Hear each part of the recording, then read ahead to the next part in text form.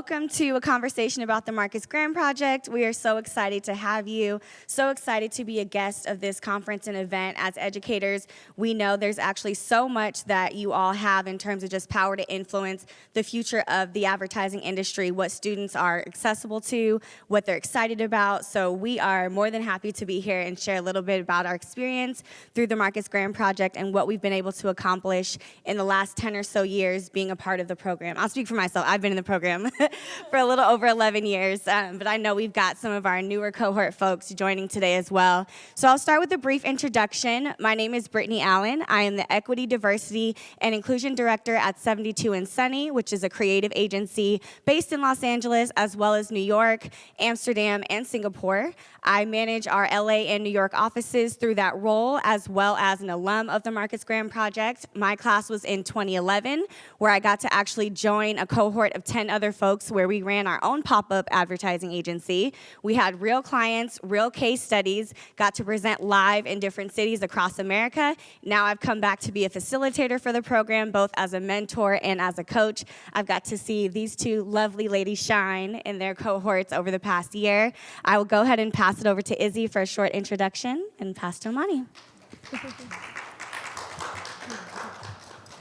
Hi guys, I'm Isabella Gove. I'm a creative entrepreneur and a creative producer and director with an agency here in LA. We work with some of our clients are Emmys, Grammy, Cosm, if you guys have heard of them. And we have just finished our summer program last year with MGP, working with Apple, McDonald's, and Revolt. Hello everyone, my name is Imani Briscoe. I like to call myself a community builder and dot connector, and that has shown up as a facilitator for the Marcus Graham Project, helping to shape what this year's cohort, how they're attacking the briefs that they're getting. I also am a brand manager for 14th and Market, coming out of Philly, but national campaigns, and I am also an experiential producer, and that is the freelance work that I do. Thank you. Thank you both so much. As I mentioned, so we are from the Marcus Graham Project, which is a 501c3 organization. It was founded in 2007, incorporated in 2009 in Dallas, Texas. It's actually an incredible program, not just because it impacts the talent pipeline for getting diverse students into the advertising, marketing, and media industries, but it served to be actually a family. The way that it was created is it was actually founded to keep everybody coming back and giving back into the success of the program. So as I mentioned, the class I was in 2011, and I've been coming back to the program as a facilitator, getting to assist the next class. The both of you have done the same as mentors. So we do just want to make sure that it's very clear that we're more than just a 501c3 organization, but we really do cooperate as a family, and all of our alumni actually run the day-to-day of the program. So our first section is actually a little bit about an intro and overview of what we're doing now after graduating through the Marcus Graham Project. So I can share a bit about my role as the Equity, Diversity, and Inclusion Director at 72 and Sunny. I actually started off in account management immediately following the Marcus Graham Project. I was in that role for about 3 or 4 years, which if anyone's familiar with advertising or project management, it's essentially the client communicator. So you have the very big role of making sure everybody knows what their job is and when they have to get it done. I like to tell my mentees, you're the quarterback of the team. So you don't have to necessarily know how to do everybody's job, but you better make sure you know exactly what they're supposed to be doing and communicating that with them. So it was great because I got a chance to work on Sprint as my first client. I switched over to 72 and Sunny and worked a bit on Adobe as well as Tinder. I'm not sure if you are familiar with the Swipe Night campaign, but we were able to get people very active in the app at the same time on a weekend from 6 to 12, increased users incredibly on the app, got people connecting and having really great conversations. And then in about 2019, as our nation was starting to shift and landscape a bit, a lot of folks were starting to realize that a racial reckoning was really on the horizon, I actually stepped into a role I created. And so I was able to speak with our global leadership team, let them know, there are some concerns coming from our our talent of color. There are some ways that I think we can adjust the way we approach what we do. It's not just about selling a product, right? It's not just about making money for the company, but it's about understanding how our talent is experiencing the agency and the organization at large. So I met with our leadership team. Our global CEO is who I directly report into now, and we actually created a coalition task force with everyone in our agency from the ground up. So the way that we started to progress toward racial equity wasn't just in the line of leadership dictating what had to be done, but it was very much a grassroots organization moment. So I was able to partner with the Marcus Graham Project in thinking about just the things we learned over the summer in running our own pop-up agency and how we could really impact not just the industry, but the pipeline of what we do. So making sure that our talent of color or of any type of diverse background is hired at an acceptable rate, right? That we're getting people promoted at an acceptable rate, not just relying on, I'm gonna hire my best friend or promote someone that looks just like me, but how are we really enriching the culture of our agency? And now it's been so incredible because I get a chance to serve as a cultural strategist as well. So if we ever have work that is featuring women or featuring folks from the LGBTQ community, people actually will come to me to make sure that we're telling those stories in the right way. Because the last thing we wanna do is be tone deaf or not aware of different stories and lived experiences that people have and how we market the products that we're there to market. So my role now is a little bit different than a traditional advertising career, but I'm still very much tapped into the work that we produce and more importantly, the talent that we have in-house. Izzy, I'll pass to you to talk about your experience. My experience as what I do now. Yes. Okay. So what I do now as a creative entrepreneur kind of looks different from what it does in the agency world, because as our pop-up agency, I was the producer, and producer is very like project management as creatives, but I'm very much a visionary, a creative director in what I do now, which is take ideas and just make them happen. Yeah, that's what I get to experience and put out into the world now. But I got a lot of my opportunities through MGP and the network that we have, because we really are a family. Like anything or anyone that you want to reach out to or learn more about, I can always tap in and learn more, or they'll bring you along into their journey. And I would say, with my experience, I was an account manager when I was during our pop-up agency.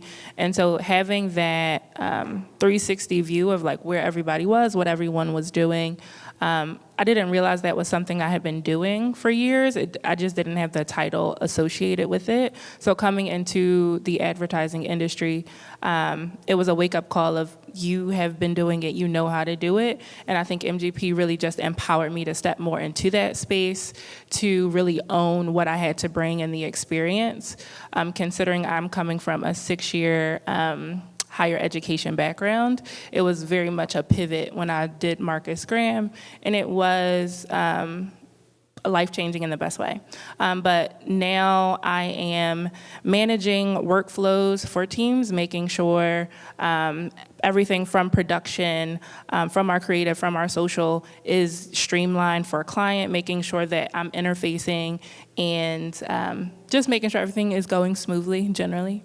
And outside of that, in the freelance work that I'm doing, it's really event activations, experiential pop-ups or concerts or dinner parties. It can be everything from grassroots to a global entity. So it really ranges. I'm not put in one box with the work that I do, thankfully.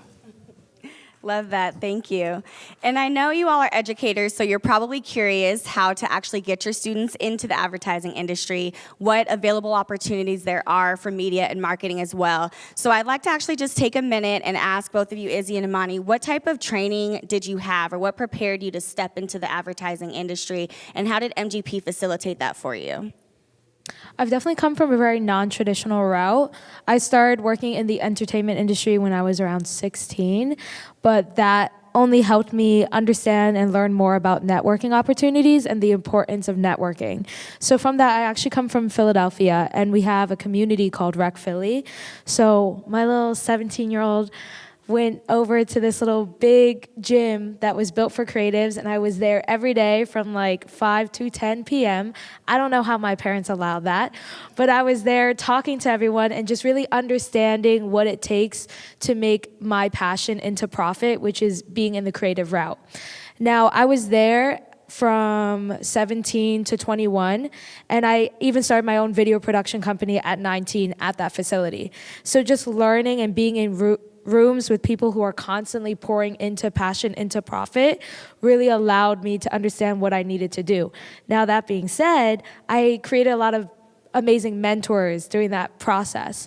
And one of my mentors actually sent me MGP's program, the workshop, which they hosted with 76ers and Hennessy. As a sports girly, I was like, oh, this is a no-brainer. Let me tap into what this is. Because in my head, I liked making videos. That's all I get to do in my real life. I was like, oh, and I like to work in sports. Let me do this with Imani Briscoe. This is how we met. And I played the creative director in that position, and we did a 360 campaign in 3 to 4 days, which means that students going through this program get all the pressure in the world to see if you can really make it happen. And obviously, pressure makes diamonds, and we're all diamonds here. So you got to rise to the occasion. So after I did that, I understood. I actually worked a full-time position in an Emmy-awarded production company at that time. But after doing MGP, I quit. And I did that because I understood that being put in certain rooms, I could do more than what I was currently doing, which is why I went through the LA program where we worked with the Apple's, McDonald's, and Revolt. And we're the first cohort to actually make an ad for Apple. And then, oh yeah, give her that clap. Give her that clap, Yes. for sure. So Izzy spoke to how we were introduced to MGP. It was truly that workshop that opened my eyes as well. So it was interesting because I mentioned earlier, 6 years in higher education. I was in DEI doing campus-wide programming, advising, and trainings for St. Joe's University, if anybody's familiar with that school in Philly. And that is also my alma mater. So when I heard about Marcus Graham, y'all ever had that gut feeling of like, I gotta do something? Like you don't know why, but you feel called to do it? It was very much that. So I did the workshop. It was one of the most like, oh my gosh, like I can apply myself here. Like all the random learnings that I've had in my life can actually make sense in this space. And Marcus Graham, amazing. And then I heard about the boot camp opportunity. And from there, I knew I wasn't really asking if I could take the summer off to do this work. It was like, I'm going to do this, not knowing that it actually would be the end of my higher ed career at the time. And it was one of the like leap and the net will appear moments, not 100% knowing what was on the other side, but one of the best decisions because within the past year, I've just been offered so many opportunities that showed me I could step out on my own and do the work and apply myself. Between contract roles that had me flying across the country to things that had me activating within my own city, citywide tours, it was very eye-opening. And that was my trajectory, and now being able to really step into this work and really assist with this current cohort, it feels like a full circle moment of like, the pieces were making sense. I think Steve Jobs has a quote of, you can only understand it looking backwards, and everything has made so much sense since I made that decision to join MGP Grammarly. Yay. Thank you, Imani and Izzy. So you both spoke a lot about the power of collaboration, the power of network. Again, something that's so important for us in the Marcus Graham Project is coming back to actually give back to that next cohort and create a family-style environment for us. I'd love to know what role collaboration plays for you in your day-to-day as you're both working in the industry in different capacities. Bringing back to my shout out to Rec Philly, that's where I learned that independent doesn't mean alone. And this holds really true in MGP. I feel like our cohort specifically, like we created Mosh, that still lives strong. That lives very strong. We're always uplifting each other. But in the professional world, the MGP program is not something I would, if I could do it again, I would. And if you had the chance to do it, I highly recommend it. And I highly recommend it to my followers, my friends, people I know, because of what it's brought me. So after the program, I actually did my first billboard in Times Square. And this was like the first role I was the creative director with, and producer. But with that is also building a team that can produce something to that level. And everyone on that team were MGP alums. Whether that was from the workshop or our copywriter from Mosh, it was a lot of the things I currently do tie back to bringing those people that I met with me, because the talent that is selected through MGP and the understanding of teamwork and collaboration is really up there for MGP. I would say the way that collaboration has shown up, I mean, in account, you literally have to be conscious of every department. So if you're not a collaborator, you're probably not meant for account management.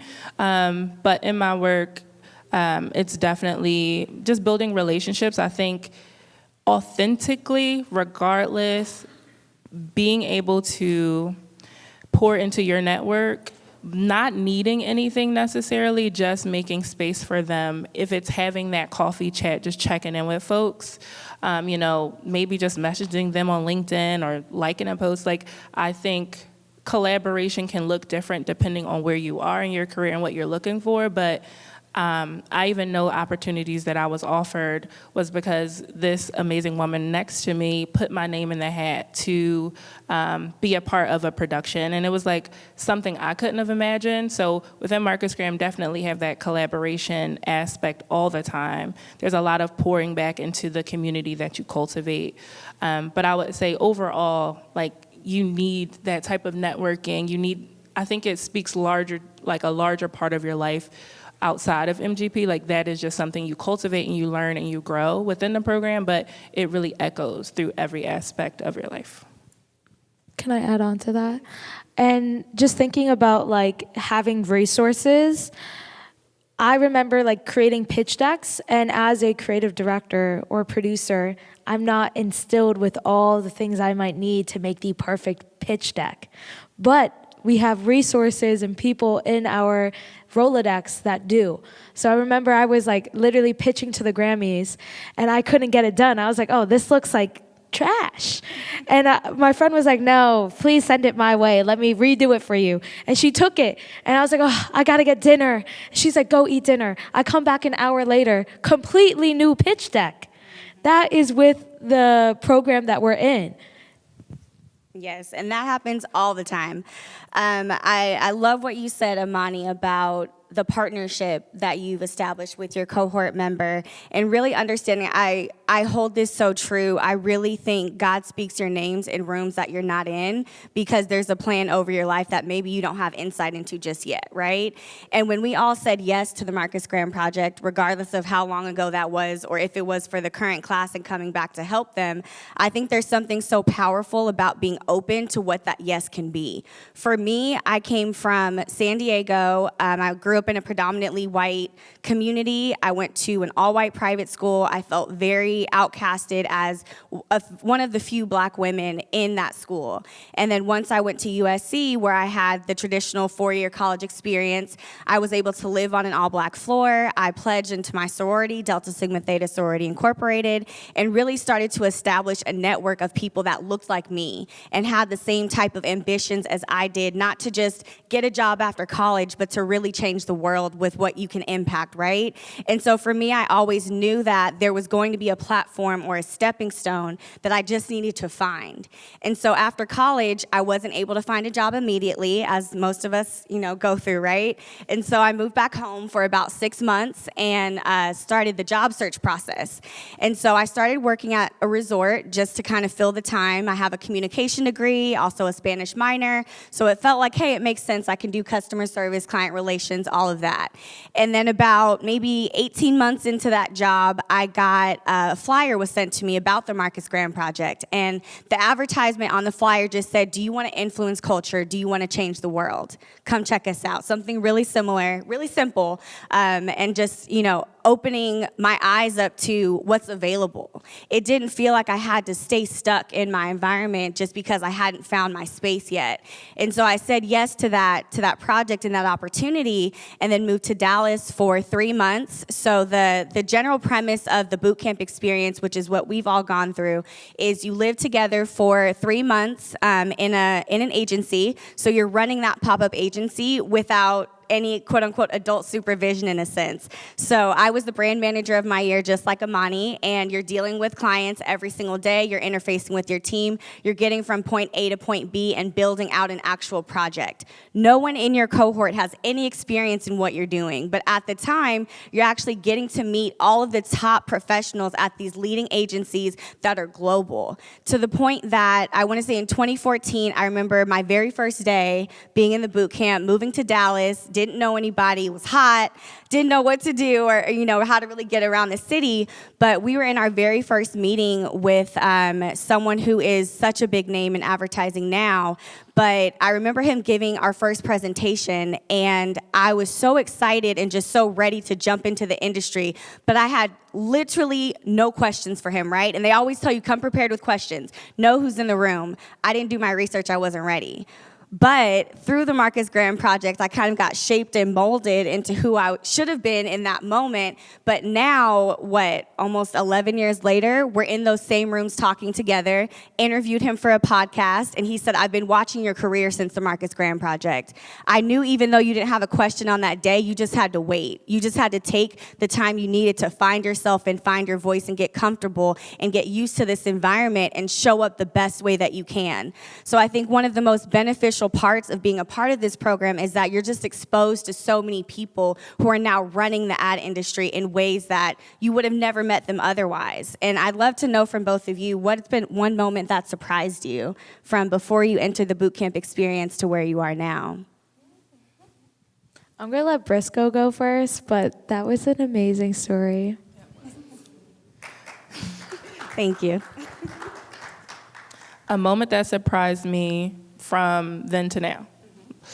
Great question, Brittany. I would say, honestly, more recently, so I said left my 6-year career, was in this space of contract and freelance.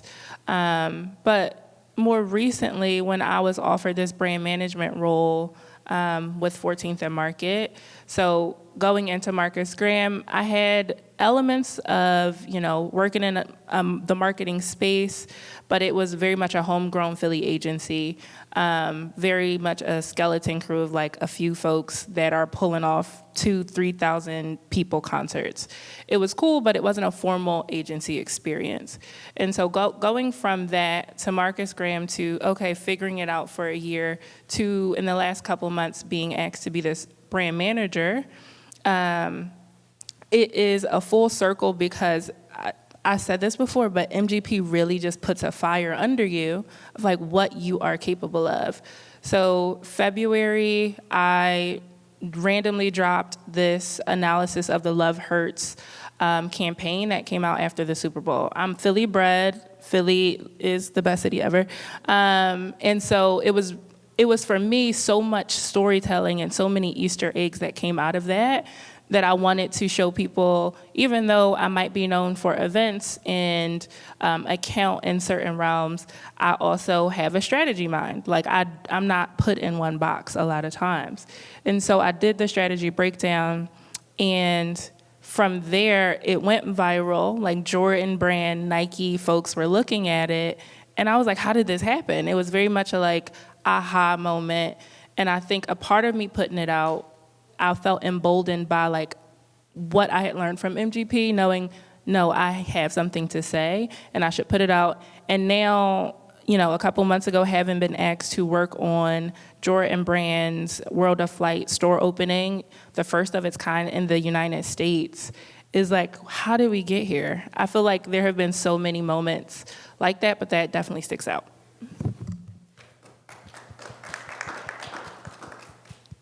I'm going to give two. I'm going to give my personal, and I'll give you my career one. My personal one is we were 12 kids from across the country. We're like trying to get into the marketing world, right? And we're in this program for 3 months. And afterwards is like kind of the dry spell of who might pick you up. And I know we were leaning on each other for a majority of it, just like wondering, asking questions, trying to get connected to recruiters. And then all of a sudden, we met like a couple weeks ago to listen to the next cohort talk, right? And we're all introing with who we are, what we did in the program, and where we work now. And I'm just sitting back and I was like, wow, all my friends are heavy hitters. Okay? That's my personal aha. Now my work aha, again, like I said, I did a billboard in Times Square, and that was in December. And I was like, oh, what now? What can I do now, right? So I'm waiting there, and I get a call from our MGP mentor, one of them. And he was like, hey, Izzy, like, do you want to shoot and record for the Grammys? I was like, yes, I do. I will fly over there, and I will do that. And because of MGP, you really learn how to come as sharp as you can. Come prepared and look good while you do it, okay? And they asked me to do just a video and an edit. I was like, all right, I can do a video edit, but I can also pitch you 7 ideas that I come up with to execute. And they said, oh, yeah, go, do your pitch. So I got this brief on Friday. I said I would send them ideas on Saturday. And it was Friday at 7 p.m. and I was already going to a shoot. And I already had these ideas though, because the one thing about me is please give me a reason. Give me one singular reason I'm going to take it and I'm going to fly. I create my 7 ideas, and I put it in a pitch deck. But what MGP taught me is what a pitch deck is. If I didn't have that, I might have sent it on a Google Doc in Comic Sans. Okay? Just being honest. But MGP really teaches you how to make sure you come with everything you need to push your ideas to a tenfold. So I brought my ideas in a pitch deck, and I showed my social strategist, brand strategist friend, and she laughed in my face. I said, okay, can you help me do it? She tightened it up, and now I have that template. I sent it to them, and they picked up all the 7 ideas. Thank you. Not only did they pick up all the 7 ideas, the one thing that MGP really taught me is advocacy, and to do it even when people tell you no, and to do it fast, and to do it good. Okay, it's a really testament of how organized you can be, right? 5 hours before my flight, they picked up an idea called Sign My Lens. And I had 5 hours to build this camera rig that I got from the Dollar Tree, right? If I never advocated for that I learned through MGP, if I was never put in the room for that, because of my mentor, I would not be in LA, because that got 250 million views across all platforms, got me 3 to 4 job interviews, and the agency that was in that room picked me up like months after, which is why I'm in LA, is because I had that experience to tighten up and to walk with my authenticity. Those are both such beautiful stories. Thank you, Izzy. Thank you, Imani. As we talk a little bit more about exposure into the industry, I'm curious to hear from both of you, what really drew you to marketing and advertising? What made you feel like this is the next step I need to take? So I feel like since I had this grassroots understanding of marketing, a lot of my experience, honestly, is trial by fire. I'll jump in, figure it out as I go. I think I naturally have an entrepreneurial spirit, but I hadn't had the technical framework and understanding of like, how does this work? I knew the grassroots agency, they had great ideas, but there wasn't always a strategy behind how the things came to life, and I just wanted to really get a better understanding of how they operated. I love to create systems and frameworks so that things can become systems that can live without me having to be at the center of them. And so learning about Marcus Graham was actually a woman I look up to. She's a peer, but I also look up to her, and she shared it with me. She said, this sounds like something you'd be interested in, and that was the workshop aspect. But from there, it really was just like a snowball of like, okay, I understand that this is a space where I can learn what I really need to take me to that next level. So it felt almost like a serendipitous moment of like what I was looking for found me. Beautiful, thank you. Good answer. Go ahead, Izzy. For me, I've always been a visionary and a creative, and it was just finding ways to get paid as a creative and visionary at the end of the day. Like I started out in social media, and then I dived into film and production, making commercials. But I was making commercials on a smaller scale. But what if I wanted to do a commercial for Apple? I need to be placed to find the skill sets and learn the jargon to create at a bigger scale, which is why I think I fell into marketing and the MGP program. Great. And how do you both infuse your identity, your authenticity, your cultural background into the work that you do? I know a lot of times who here has seen the show Mad Men? Yep. Okay. So a lot of that show basically talked about advertising as this very white male-driven space.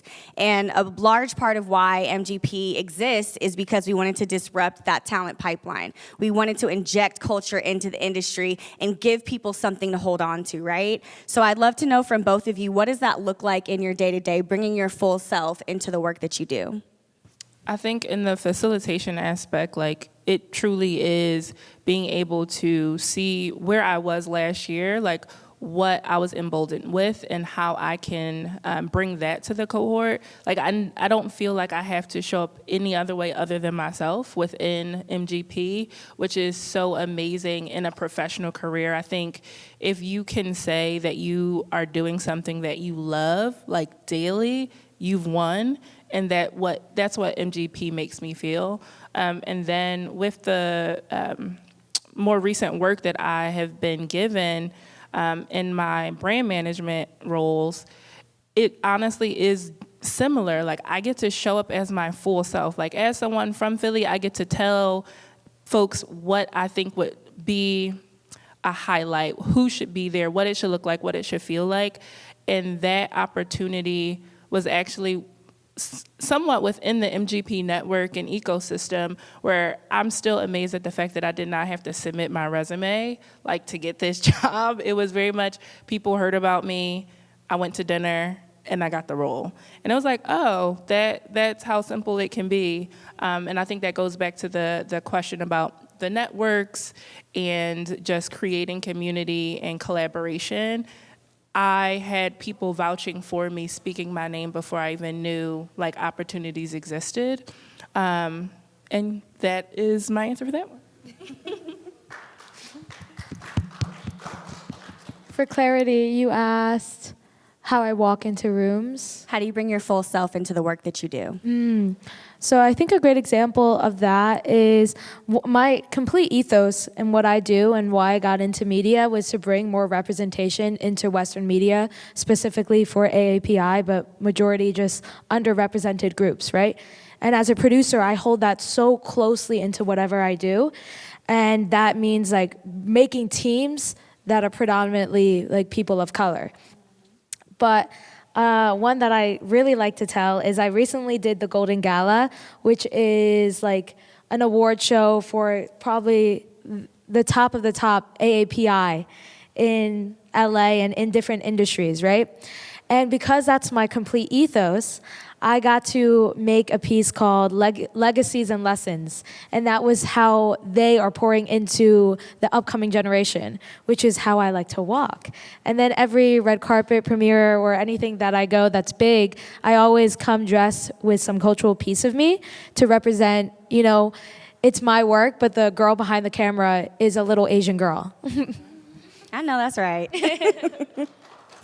And representation and authenticity is so important, especially in marketing and advertising, because the work that we do actually can change the world, right? And I know it sounds a little bit maybe pie in the sky to think that way, but that is so much of why I got into MGP, why I started working in advertising, because I wanted every young black girl to feel like she was amazing. I wanted her to see images of strength, of power, of resilience, of joy at the end of the day, right? Because back when I was coming up, we didn't have Shonda Rhimes just yet. We didn't have Issa Rae just yet. So we didn't really have a ton of examples of what a black woman could look like in a commercial with her natural hair. So when I started getting involved in these projects and people were coming to me asking, is this okay? Do we have the right people on set, making this project happen, right? I'm asking, what does our production staff look like? If you've got black talent, how are you dressing them? How are you doing their hair and makeup, right? We've all seen those examples when you can tell who was not in the room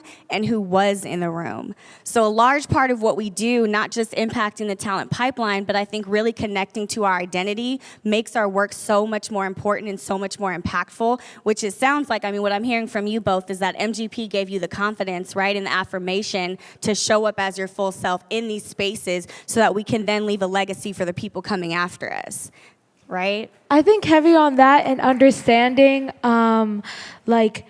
that you do have the power to do it. Because when you're talking about being on set and making sure that, they look the way that they're supposed to look, and the people are there, supposed to be there.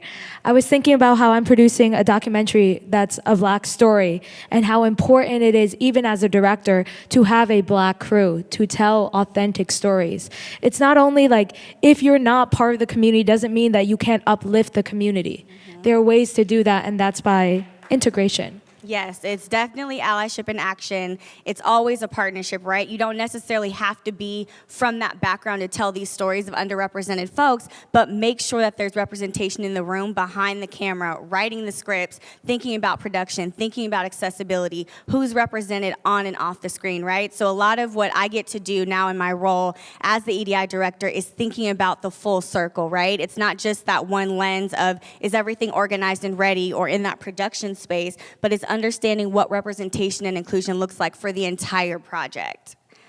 I think we are almost at our Q&A portion. Is that right? Or we have a couple more minutes? Couple more minutes? Okay, good. I'd love to ask you both, knowing that you have already completed MGP, you are off in the industry doing amazing, incredible things, what is one piece of advice you would give to someone looking at you now and wondering how they get to be in your position? I would say the easiest one is pour into your network. Honestly, I think the relationships that you build and nurture are the game changer, because I know so many opportunities. I can be, this, that, and the third. That's nice. But you need people who can advocate for you, who have seen the other side, who have seen, the rooms that you could be in. I would say that has honestly been the most instrumental part in my career. The MGP network being a testament to that. Alongside that, I recently spoke to a convention of students, and a lot of things that I felt they were feeling is the feeling of fear and risking it, because you never know, and also just pressure. Because you have so many ways that people want to pull you, but it's the understanding that you got to risk it for the biscuit. Big risk, big reward. That's what I always say. Thank you both. I'm going to take a second to answer that question as well. If I had to tell somebody how to get to the place that I'm in now, I would say the most important thing you can do is, beyond trusting yourself, I think saying yes to yourself. I think there's a little piece inside of us that knows how great you can really be, right? And you're conditioned in the world to start saying no or question or wonder if that's the right path for you, or, just think about it in such a big way instead of just thinking, how can I say yes to myself in this moment? How can I actually give myself what I need and not just what feels comfortable or familiar? I think what I've seen in this next class that just started their cohort, they had their first presentation with Apple yesterday, they have an incredible amount of confidence. They know exactly who they are as people that are literally going to change the face of advertising, and they say yes to themselves. They are all creators. They have a following on social media platforms. Their presentation was incredible. It literally wowed everyone in the room. First time time out the gate showing who they are as an agency to Apple executives, right? And so I think as much as I can try to encourage the next generation to say yes to themselves, I'm also learning that from this next generation of how to say yes to myself too in those moments. But it's been such a great time having this conversation with both of you and learning about what MGP has to offer. And hopefully you all have some questions that we can answer and shed some more light on the program as well. And can I build really quickly? Yes, please build, please build. So I loved what you just said, and it's funny because I woke up and I tried to read this Acts of Faith Daily Meditations for People of Color. And what you just said spoke to literally what today's message was for June 26th. Advice is what we ask for when we already know what the answer is, but wish we didn't. Erica Jong. Each of us is born knowing everything we need to know. It's programmed in our genes. It is connected to our mission and purpose in life.